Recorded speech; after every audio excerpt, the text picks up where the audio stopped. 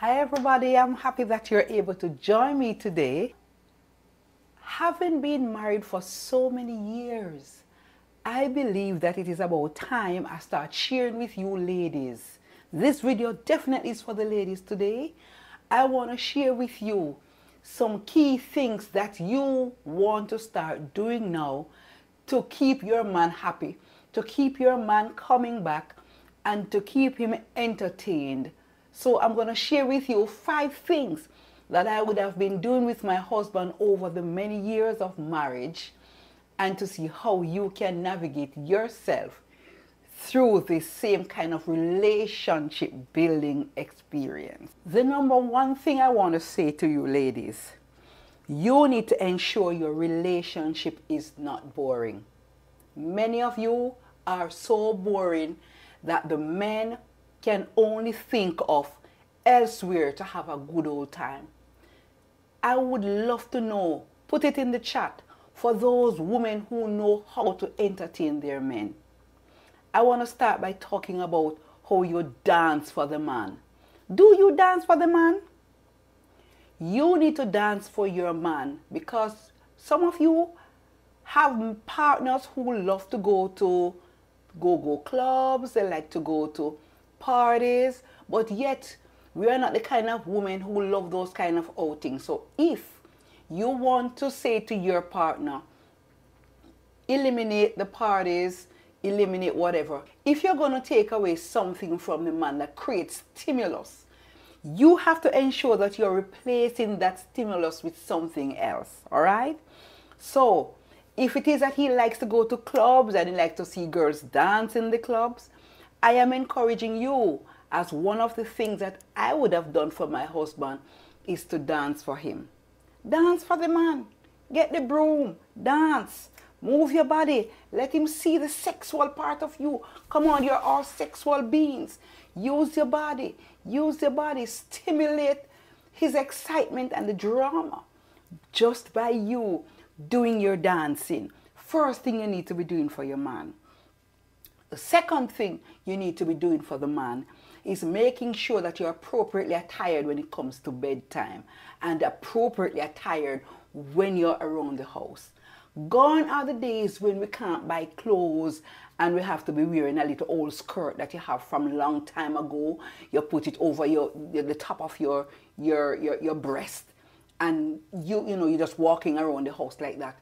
Your man is supposed to be delighted when he walks in and he sees you. So if it is that you're in the house, put on your nice shorts, shorty shorts, your butt shorts. Yes, put on the butt shorts, because these men get excited from seeing all of this happening, because guess what? The neighbor is wearing the shorty shorts. The lady down the street is wearing the shorty shorts. The young girls on the street are wearing the shorty shorts. And don't believe that your husband is not turned on by it. He's turned on by it. So instead of sending him to look at them and wish and wonder why my wife or my girlfriend is not like that, why don't you take it home to him? Put your shorty shorts on. And sometimes these men do not have a desire to break your heart, or to end the relationship, or to be unfaithful. They just find themselves in a situation where they find something a little more appealing than what we are giving them. So it is time for you to start, put yourself together. So put on your shorts, put on your little blouse, even a regular blouse like this one. All you need to do is tie a little bump at the side, and you're in the house and you're looking real hot. It doesn't take much for you to look hot. All right? So I'm not sending you to do shopping. But even if you have to do shopping, what's wrong with buying a few pieces of nice hot clothes that your man will be entertained and happy to be home to see you in? When it comes to bedtime, we have to start looking at what it is that we wear to bed. What do we wear to bed? Long nighties and pajamas? Well, those things kill the man vibes. I really must tell you. You have to make sure you're looking real good at bedtime and you're smelling good. Spray your perfume on, your body spray, If you don't have any night clothes, put your bra on, put your little panty on, just one of those little ones with strings, whatever. Put something on that is appealing and is attractive. When you put on this long bathrobe and all of these things and get in the bed, by the time the man is ready for you. So I remember talking to a friend once, and he said to me, you and my wife are pretty close. I want you to talk to her for me. And I said, what's happening? What's happening? And he said to me, she's so paranoid when it comes to sex that each time they think about a sexual intimacy or they're going to have sex, she have to walk around the house. And it's a pretty large house. She have to walk around the house and make sure all the windows and doors and everywhere is locked up before they can actually enjoy the moment. And he said one night, by the time she was finished locking all the windows and the doors and everything, when she got in the bed, he was so tired that he fell asleep. Another night, he says, when she was done, while he waited, when she got in the bed, he had to take off about 3 layers of clothes before he actually found her body. By the time he got everything off, he was so turned off, there was no more desire for that sexual intimacy. He just said, you know something, let's call it a deal tonight, let's cuddle. And so the relationship moved from just cuddling to nothing because he lost interest. And so as your partner loses interest, they start straying and looking for that which they have lost. So we have a responsibility, girls, women, we have a responsibility. If you care for the man, you will try to meet him halfway. If you don't care for him, it's a different situation, then you're making yourself frustrated because you're not doing anything to make that relationship work. So you're going to be living in this discomfort. You're going to be living in a relationship where you're not happy. And living in a relationship where you're not happy, it's not just about you being okay, not being happy.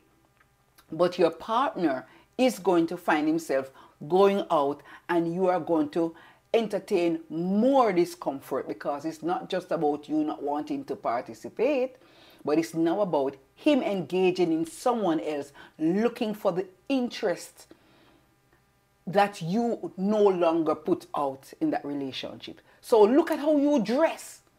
Dance for the man, and now you look at how you dress in the house when he's around in the daytime, and then you look at what it is that you're wearing to bed. The other important thing I want to talk to you about is telling the man what you want when it comes to sex. Don't rely on him just to do what he wants to do. You women need to have a say what you want. Sometimes the man will kiss your neck and caress you all the way down, but that is not where you want to be touched.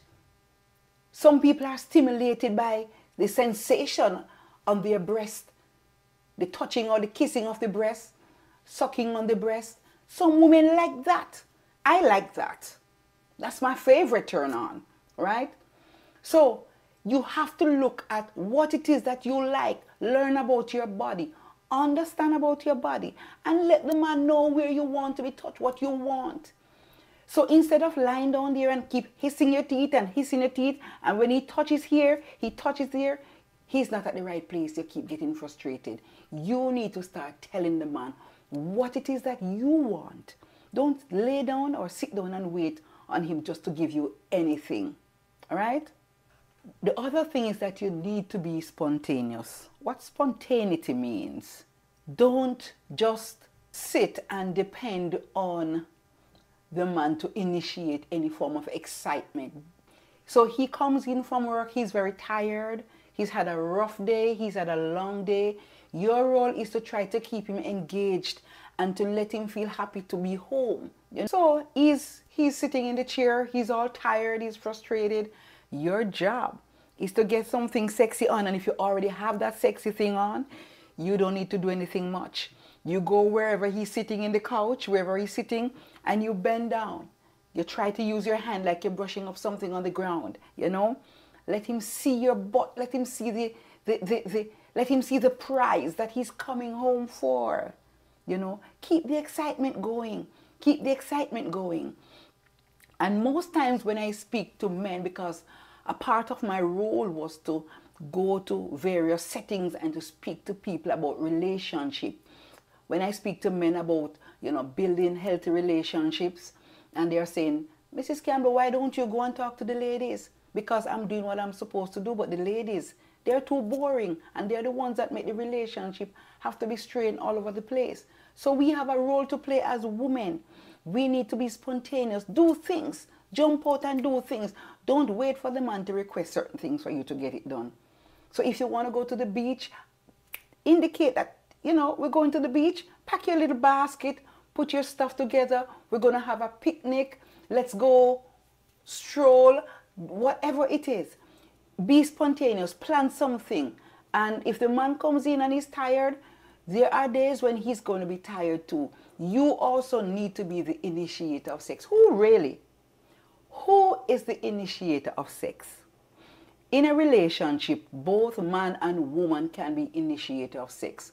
Once upon a time, it used to be in a culture in the past, it is that men are the ones who usually come in and say, I want to have sex, or can we have sex? Women, I am encouraging you now to take charge. Be the one who will approach your man. Take what you want. Give him what you have. Don't wait on him to ask. Because sometimes they get bored from asking and just keep forcing. They will go. So if you're really interested in this relationship, you have to find entertaining ways of keeping the man. Don't believe he's just going to stay. Some of you are very excited, you're happy, you're doing all of these wonderful things before you get married, or before the man moves in with you, or before you move in with the man. You want to go places, you do stuff, you put on your best clothes to impress him, but yet when you start living together, it becomes something totally different. And these are the things that when you engage in these relationships and they don't work out, then you start saying, oh, he is no longer interested, he's straying, he's unfaithful, whatever. But are you doing your part to engage him and to keep him entertained and happy at home? Because if you don't do that, he's going to go where the entertainment is. So if it is next door, where the girl next door wears her shorty shorts and is able to, when she has sex with him, she's able to do all different kinds of styles. She's able to make him feel powerful. One of the things I always admire about my husband is that he appreciates every effort I make, because I don't leave everything up to him alone. I initiate things. I make things happen. I create things happening. And if I realize that there are some things that are distracting to him elsewhere, I try to create something to pull him back in. Just like when you go fishing. When you go fishing, you throw your fish line out, you put the bait on. Just that's the same way the young girls are out there waiting and baiting your partner, right? You also need to find a way to bait your man and bring him back in. So when somebody else reins him out, you have to find a way to rein him back in. So ladies, you have the power to create that change in your relationship. Do whatever it takes, whatever he liked in the beginning. Sometimes go on dates. Sometimes it doesn't have to be anything major. You have a piece of cane, you have a little cake, put it in a little bag and set up a date that you and your partner can go on the date. Just sit and have it. I used to enjoy just walks with my husband and we have a piece of cane. Sometimes we sit and we talk about the days, the long time days when we met and what were the things that stimulates. And he's always talking about my underwear. He keeps remembering the blue underwear. That was the first thing that he met when he met me. Pretty much. So those kind of conversations brings back some of the fire that he found in the initial stage, right? So ladies, you have a responsibility to ensure that your men are happy. And how are you going to do that? You're going to put yourself out there first, right? Pay attention to how you look, how you behave, how you dress around the house, because those are some of the things. And talk about strengthen the men. My husband is a very short man, but yet when I speak about him, people believe he's a big, powerful man because I big him up. I talk about how my husband was so good last night. he makes me feel like I want to climb wall back ways, back ways, back ways. You know, I'm proud of him. And I let him know that you're doing a great job. I don't belittle him and let him feel like he's no good. So these are some of the things I want to stop by here today to tell you that you need to do to keep your relationships alive. Thank you very much for joining me on Psychology at Work and Play, and I hope to see you again pretty soon. Go and subscribe, and let's learn more, be stimulated by more, be motivated, and continue to change your mindset as you navigate this life. So take care. I'll see you soon. Bye-bye. Ta-ta.